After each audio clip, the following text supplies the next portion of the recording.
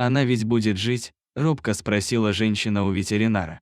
«Будет, но не больше нескольких часов», – вынес свой вердикт врач. Услышав эти слова, собака с трудом подняла голову и посмотрела на людей, в ее взгляде читалась боль и беспомощность, вскоре из них покатились слезы. Она была еще молода и почти не жила, а ей уже вынесли смертельный вердикт.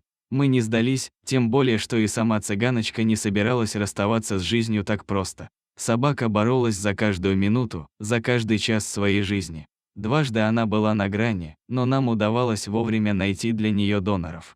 Ветеринары прилагали все усилия, но никак не могли установить диагноз, а значит, лечили симптомы, а не саму болезнь, которая никак не получалось идентифицировать. Пару раз я собиралась везти цыганочку в клинику в столице, но она была слишком слаба и нестабильна, ветеринары опасались, что дорога будет для нее фатальной. Когда цыганочка стала настолько стабильной, чтобы выдержать дорогу, мы все же смогли отвезти ее в Москву. К этому моменту она все еще очень мало еда и ей не хватало сил, чтобы встать на лапы. В московской клинике собаку приняли с распростертыми объятиями, сразу же был созван консилиум. Понять, что стало причиной болезни, удалось не сразу, но в конце концов диагноз был установлен.